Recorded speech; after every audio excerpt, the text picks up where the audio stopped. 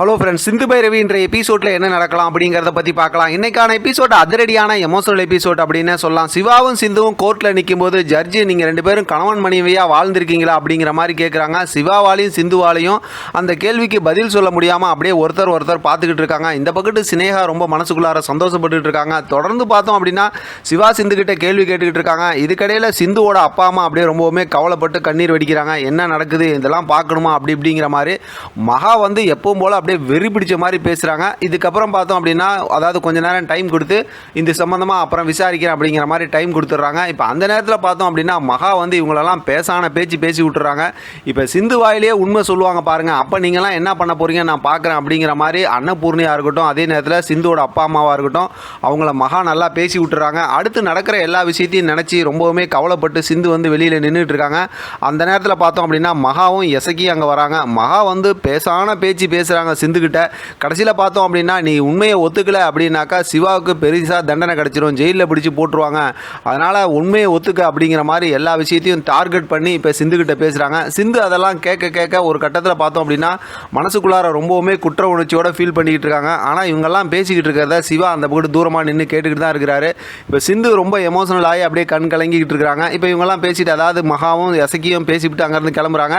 இப்போ சிந்துக்கிட்ட பார்த்தோம் அப்படின்னா சிவா வந்ததுக்கு அப்புறமே சிந்து வந்து ரொம்ப அழுவ ஆரம்பிச்சிடுறாங்க. நான் எல்லா உண்மையும் சொல்ல போகிறேன், அந்த உண்மையெல்லாம் சொல்கிறதுக்கு நீ தான் எனக்கு அனுமதி கொடுக்கணும் அப்படின்னு சொல்லி சிவா டாக்டர்கிட்ட கேட்குறாங்க. சிவா டாக்டர் வந்து அப்படியே அதாவது இப்போ நீ உண்மை சொல்கிறதுனால இந்த பிரச்சனைலாம் தீந்துரும் நீ நினைக்கிறியா சிந்து அப்படிங்கிற மாதிரி எல்லாம் பேச ஆரம்பிக்கிறாங்க. சிந்து வந்து அப்படியே கையெடுத்துலாம் கும்பிட்டு கதறி அழுகுறாங்க.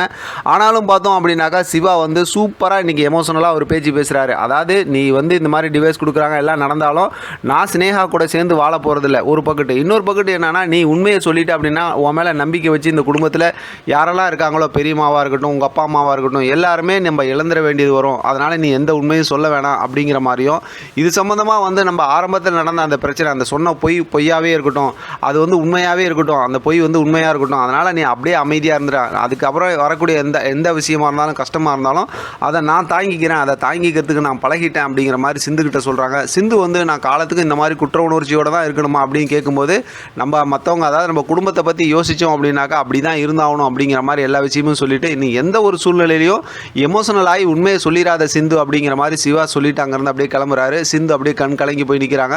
ரொம்பவுமே எமோஷனலான ஒரு மூமெண்ட்டாக இருக்குது. இப்போ நமக்கு தெரிஞ்சு போச்சு. இப்போ பார்த்தோம் அப்படின்னா ஒரு வேளை கோர்ட்டில் தீர்ப்பு என்ன கொடுப்பாங்க அப்படின்னா கண்டிப்பாக ஒரு வேளை இனிமேல் டாக்டர் இல்லை அப்படி இப்படிங்கிற மாதிரி ஏதோ ஒரு தண்டனையான தீர்ப்பு தான் கொடுக்க போகிறாங்கன்னு நினைக்கிறேன். அதை தான் ஏற்கனவே நமக்கு ப்ரொமோலையும் காட்டினாங்க.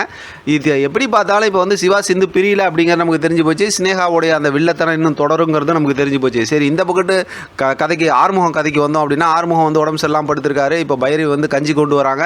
பார்த்தா ஒரு பெரிய ரொம்ப நேரம் காட்டுறாங்க. இன்றைக்கான ஸ்டோரியில் கொஞ்சம் இன்னும் அதிகமாக மூவ் பண்ணியிருக்கலாம். ஆறுமுகம் பைரவியை காட்டி பாதி கதைக்கு மேலே ஓட்டிட்டாங்க.